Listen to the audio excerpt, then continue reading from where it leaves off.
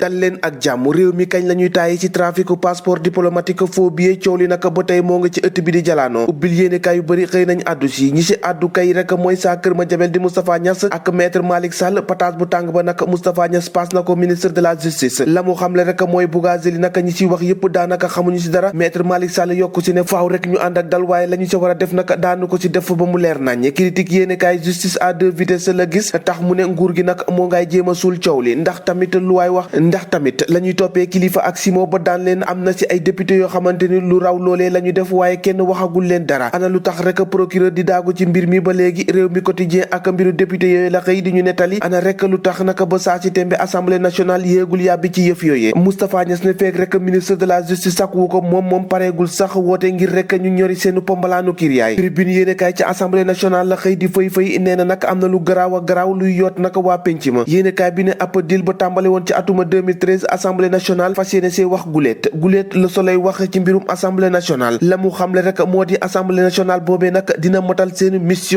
mission motagul nag waaye waa 13e législature bi moom seenub ay gii moom dara neexu si bari na lool ay giita ngaacee ca am scandale trafic viol levée immunité parlementaire la fa am kenn xamul nu mu toll waaye ñooñ Moustapha Niasse moom nee nañu fi mu ne nii procureur rek la ñuy teewlu mu joxe ndigali ngir rek ñu jublu ci mbiru député yooyu ñu tuumal ci mbirum trafic passeport diplomatique maître Malick Sall ci enquête quotidien nee na Bougazelli liberté provisoire am dañu ko jox gannaaw ba mu ko sàkkoo woon Vox Populi ay kaddu Moustapha Niasse ak maître Malick Sall la ñu xëyee ak ñun saa kër ma jabel di leeral rek li waral mu ne tuus noppi maître Malick Sall di raxasu ci mbirum liberté provisoire Bougazelli tey xamle la ñu ci war a def ëllëg loolee tax naka Walf Quotidien ne Niasse ak Sall ñoo ngay passante bal bi ci biir yéenekaay bi Irène Migration bu Union européenne naka ne jafe-jafe yépp naka moo ngi ci biir système bi te sax ci jamono ji nag député yi seenub ëllëg moo ngi ci loxo ministre de la justice tax Les Échos yéenekaay ne l'assemblée lâche les députés Biaye et Sall Alioune Tine bu Afrikajom Center moom la waa l'Observateur xëy dalal waaye naka mayul dara son excellence nee na ko njuuma la ci wàllum politique te itam moom Alioune Tine xam na bu baax a baax li tax Macky Sall àddoogut ci troisième mandat bi fa mu daanee rek mooy waa Y'en a marre bu yeboo ñu xam ne ñoom waa Y'en a marre ci nguur gi ñu nekk nag du ñu ci amee ginnaaw gu sedd ndax dafa seddu cëru ba tax nag mu soppali ab doxalin moom borom Fuuta Tampi léegi day Fuuta Welli moom Fatoumata Ndiaye borom Fuuta Tampi nag léegi nag xamle nañ ko Fuuta Welli kay ndax jot na ñaari oto ak kër yéenekaay bi ne Fatoumata nag dafa signalé gauche jàddu droite tàggat yaram Afrobasket 2021 foofee ca réewum Cameroun gaynde yu jigéen yu Sénégal naka tey jii nag kañu am rek moo di réew Mozambique ndaw ndaje mu rëy